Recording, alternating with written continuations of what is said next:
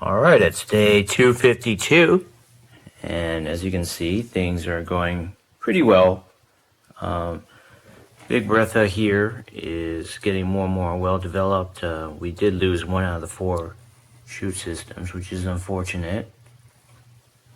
And Drake is doing really well here. He's getting pretty tall.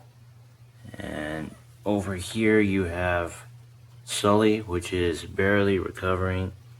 You know, we're basically riding on that one spike over there.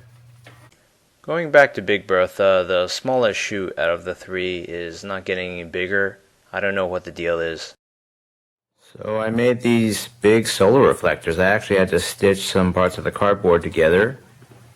And, you know, I'm hoping this does a really good job at what I want it to do. Okay, it's day 255. So there's been a little bit of change, but not much. If you look here, Sully is barely recovering. You know, that new shoot is growing pretty quickly. The old one is dying very quickly. For Drake, you know, there's not been all that much change. I don't know if that burn at the end of this leaf is due to the solar reflectors that I had before, the foil reflectors that were makeshift, and Big Bertha doesn't really seem to have any kind of growth going on. You know, it's been pretty stagnant, so I'm kind of worried. Alright, it's day 261, and I got this big rope tub. It's got nylon rope handles, super tough, but it's also super light and thin. I have uses for this pot next here, but for now, you know, it's going to be a drowning chamber basically for these fungus gnats. I'm going to do a proper dunk, not just a drench with some BTI.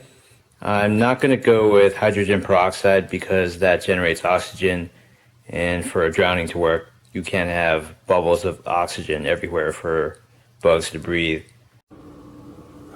So in this container, I have some crushed up BTI mosquito dunks. So that bacteria is probably pretty well dispersed. This fluid has been sitting here. It's just tap water plus a crushed up donut for a few days now, 3 days I think. Basically they come in these really hard floating inner tube / donut shaped dunks, these mosquito dunks. So I just used a pair of pliers. I had half of a donut left and I just crushed it up. So this is a lot easier and it makes it high surface area for quicker dissolving. So I'm going to just pour this whole thing into the tub. And I'm just going to keep adding water until it reaches the level at which I can conduct a proper dunk. Alright, so I have a slightly smaller pot for reference, but I think I have enough water in here. It's just cold tap water. You don't want to use extremely cold water, but you also don't want to use very hot water either because you'll damage the plant. If it's too hot, plants are exotherms, kind of like reptiles, so basically they'll die if it gets too hot and you're going to cook the roots. So that's a lot of water, and I'm going to take this outside and then gently insert my pots in, and they'll fill from the bottom up. And I want to be on my balcony when I do this with the screen closed at least, because I think there's going to be a ton of fungus gnats emerging to escape the flood. Okay, so this is the pot with Drake and Sully. It's kind of just floating, but it's slowly sinking in, it's equilibrating. As you can see, the flood is happening. So it turns out my water level is nearly perfect. It'll go a little higher and then stop. And I'm just going to let this whole thing drown for a while. I can still see some fungus gnats. But yeah, if this doesn't solve the problem, nothing will. And I'll keep an eye out for grubs or any other kind of bugs. So I'll let this sit like this for a long time, maybe an hour. You know, the plant roots won't drown. Not immediately anyway, but animal life has only a few minutes in these kinds of conditions. Alright, it's day 266 of this ginger growth experiment. And as you can see, Drake here is doing the best by far. And Sully's doing okay, but there's a couple of weak spots on this leaf. I don't know what the deal is here, but I don't think it's spider mites. I saw some minor signs of activity, but I basically got rid of everything promptly. With regards for Big Bertha, there's only 2 shoots left. I actually ruined this using my vacuum cleaner yesterday night. There's just been a huge epidemic of fungus gnats. So ever since I did that so-called drowning, that didn't work at all. The day after, there was just an explosion of fungus gnats. And, once or twice a day, I'm running a vacuum cleaner. So check out how bad the fungus gnat problem is. I'm running a vacuum cleaner on the perimeter and on the soil top like twice a day. So I think that maybe there's like triple-digit fungus gnat production every day. Okay, so I took drastic measures. I unearthed everything. These 2 pots are hopelessly infested. They were actually used. The soil was recycled from previous growing experiments. This is Sully over here. It has some shoots. It has promise. It's very small, but if you look down here, that part of the root just broke off. It just rotted away. So I think the soil was far too wet all the time with all these hydrogen peroxide, BTI dunks, drownings, whatever. Drake over here is far more successful than Sully. It has a pretty healthy shoot system that didn't fall apart. When I unearthed it, it has a lot more rhizome mass, more root mass, and I think there are several areas where new shoots could develop. So I'm not worried about Drake here at all. As for Big Bertha, one of these shoots just broke at the base. I think that's what happens. First they break, they rot from the bottom up, and then finally you see symptoms in the leaves, and by then it's too late. The whole thing's a lost cause. It doesn't have anything to do with hydrogen peroxide or whatever I did before. So there's evidence that there's plenty of rhizome mass and energy reserves to generate lots of new shoots.